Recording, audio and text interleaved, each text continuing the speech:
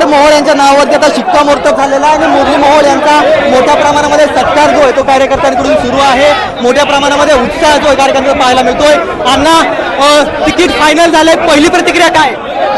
Bharatiya Janata party हा एकमेव पक्ष आहे की ज्याच्यामध्ये कार्यकर्ता हर स्तरापासून काम करणारा मी कार्यकर्ता आणि आज मी लोकसभेचा उमेदवार झालो ते फक्त याच पक्षात होतं। त्यामुळे कुठली राजकीय पार्श्वभूमी नसलेला मी कार्यकर्ता हा भारतीय जनता पार्टीचा प्रवास करू शकतो।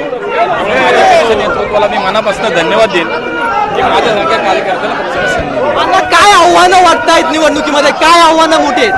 पुणे लोकसभा निवडणूक जिंकण्यासाठी काही आव्हान नाही। मोदीजींचं 10 वर्षाचं काम, देवेंद्रजींचं 5 वर्षाचं आणि आत्ताचं शिंदेसाहेब, अजितदादा आणि देवेंद्रजींचं सरकारचं काम, 5 वर्ष महापालिकेमध्ये भारतीय जनता पार्टी म्हणून सत्ताधारी आम्ही केलेलं काम। त्यामुळे पुणेकर पूर्ण विकासासोबत असतात, विकासाच्या कामासोबत राहणार। मोदीजींना प्रधानमंत्री करण्यासाठी पुण्याचं एक मत द्यायचा निश्चय पुणेकरांनी केलाय।